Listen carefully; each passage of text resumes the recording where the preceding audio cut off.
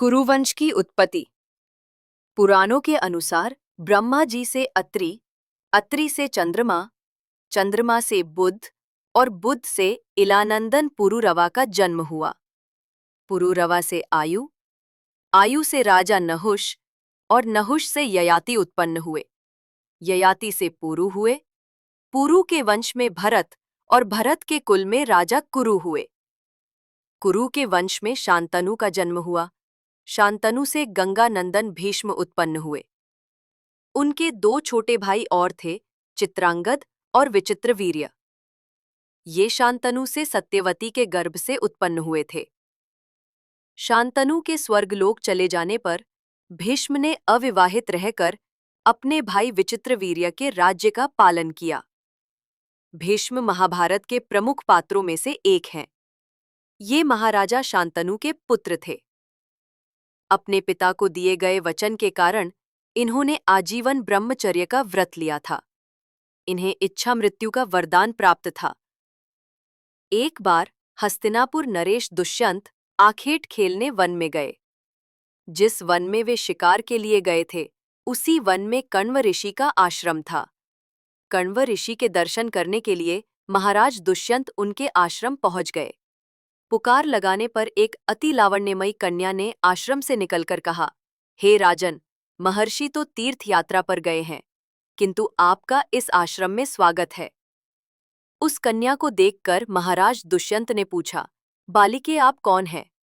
बालिका ने कहा, मेरा नाम शकुंतला है और मैं कण्व ऋषि की पुत्री हूं। उस कन्या की बात सुनकर महाराज दुष्यंत आश्चर्यचकित होकर बोले, महर्षि तो आजन्म ब्रह्मचारी हैं, फिर आप उनकी पुत्री कैसे हैं? उनके इस प्रश्न के उत्तर में शकुंतला ने कहा, वास्तव में मेरे माता पिता मेनका और विश्वामित्र हैं। मेरी माता ने मेरे जन्म होते ही मुझे वन में छोड़ दिया था, जहां पर शकुंत नामक पक्षी ने मेरी रक्षा की, इसीलिए मेरा नाम शकुंतला पड़ा। उसके बाद कण्व ऋषि की दृष्टि मुझ पर पड़ी और वे मुझे अपने आश्रम में ले आए। उन्होंने ही मेरा भरण पोषण किया। जन्म देने वाला, पोषण करने वाला तथा अन्न देने वाला, ये तीनों ही पिता कहे जाते हैं। इस प्रकार कण्व ऋषि मेरे पिता हुए। शकुंतला के वचनों को सुनकर महाराज दुष्यंत ने कहा, शकुंतले, तुम क्षत्रिय कन्या हो। यदि तुम्हें किसी प्रकार पत्ती ना हो तो मैं तुमसे विवाह करना चाहता हूं। शकुंतला भी महाराज दुष्यंत पर मोहित हो चुकी थी, अतः उसने अपनी स्वीकृति प्रदान कर दी। दोनों ने गंधर्व विवाह कर लिया। कुछ काल महाराज दुष्यंत ने शकुंतला के साथ विहार करते हुए वन में ही व्यतीत किया। फिर एक दिन वे शकुंतला से बोले, प्रियतमे, मुझे अब अपना राजकार्य देखने के लिए हस्तिनापुर प्रस्थान करना होगा। महर्षि कण्व के तीर्थ यात्रा से लौट आने पर मैं तुम्हें यहां से विदा कराकर अपने राजभवन में ले जाऊंगा। इतना कहकर महाराज ने शकुंतला को अपने प्रेम के प्रतीक के रूप में अपनी स्वर्ण मुद्रिका दी और हस्तिनापुर चले गए। एक दिन उसके आश्रम में दुर्वासा ऋषि पधारे। महाराज दुष्यंत के विरह में लीन होने के कारण शकुंतला को उनके आगमन का ज्ञान भी नहीं हुआ और उसने दुर्वासा ऋषि का यथोचित स्वागत सत्कार नहीं किया। दुर्वासा ऋषि ने इसे अपना अपमान समझा और क्रोधित होकर बोले, बालिके, मैं तुझे शाप देता हूं कि जिस किसी के ध्यान में लीन होकर तूने मेरा निरादर किया है, वो तुझे भूल जाएगा। दुर्वासा ऋषि के शाप को सुनकर शकुंतला का ध्यान टूटा और वो उनके चरणों में गिरकर क्षमा प्रार्थना करने लगी।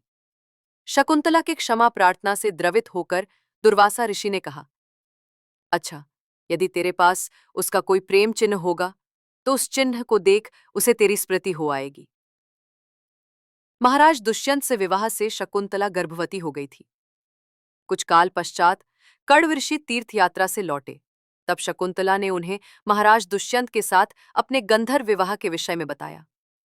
इस पर महर्षि कण्व ने कहा, पुत्री, विवाहित कन्या का पिता के घर में रहना उचित नहीं है। अब तेरे पति का घर ही तेरा घर है। इतना कहकर महर्षि ने शकुंतला को अपने शिष्यों के साथ हस्तिनापुर भिजवा दिया। मार्ग में एक सरोवर में आचमन करते समय महाराज दुष्यंत की दी हुई शकुंतला की अंगूठी, जो कि प्रेम चिन्ह थी, सरोवर में ही गिर गई।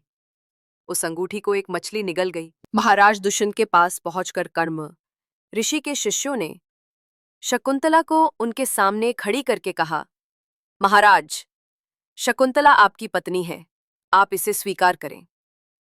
महाराज तो दुर्वासा ऋषि के शाप के कारण शकुंतला को विस्मृत कर चुके थे, अतः उन्होंने शकुंतला को स्वीकार नहीं किया और उस पर कुल्टा होने का लौंछन लगाने लगे।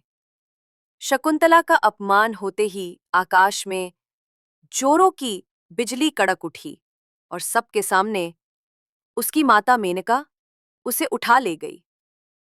जिस मछली ने शकुंतला की अंगूठी को निगल लिया था, एक दिन वो एक मछुआरे के जाल में आ फंसी।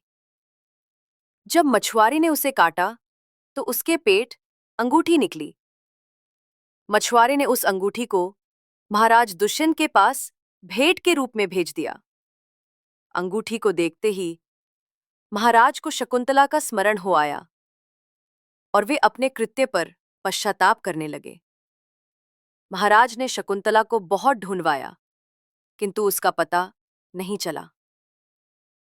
कुछ दिनों के बाद देवराज इंद्र के निमंत्रण पाकर देवासुर संग्राम में उनकी सहायता करने के लिए महाराज दुष्यंत इंद्र की नगरी अमरावती गए। संग्राम में विजय प्राप्त करने के पश्चात जब वे आकाश मार्ग से हस्तिनापुर लौट रहे थे, तो मार्ग में उन्हें कश्यप ऋषि का आश्रम दृष्टिगत हुआ। उनके दर्शनों के लिए वे वहां रुक गए। आश्रम में एक सुंदर बालक एक भयंकर सिंह के साथ खेल रहा था। मेनका ने शकुंतला को कश्यप ऋषि के पास लाकर छोड़ा था तथा वो बालक शकुंतला का ही पुत्र था। उस बालक को देखकर महाराज के हृदय में प्रेम की भावना उमड़ पड़ी। वे उसे गोद में उठाने के लिए आगे बढ़े तो शकुंतला की सखी चिल्ला उठी, हे भद्रपुरुष, आप इस बालक को ना छुएं, अन्यथा उसकी भुजा में बंधा काला डोरा सांप बनकर आपको डस लेगा। ये सुनकर भी दुष्यंत स्वयं को ना रोक सके और बालक को अपने गोद में उठा लिया। अब सखी ने आश्चर्य से देखा कि बालक के भुजा में बंधा काला गंडा पृथ्वी पर गिर गया है।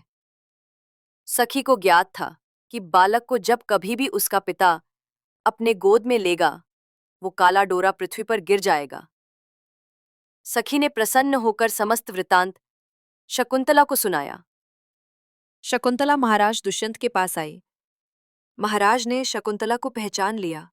उन्होंने अपने कृत्य के लिए शकुंतला से क्षमा प्रार्थना किया और कश्यप ऋषि की आज्ञा लेकर उसे अपने पुत्र सहित अपने साथ हस्तिनापुर ले आए। महाराज दुष्यंत और शकुंतला के उस पुत्र का नाम भरत था। बाद में वे भरत महान प्रतापी सम्राट बने और उन्हीं के नाम पर हमारे देश का नाम भारतवर्ष हुआ।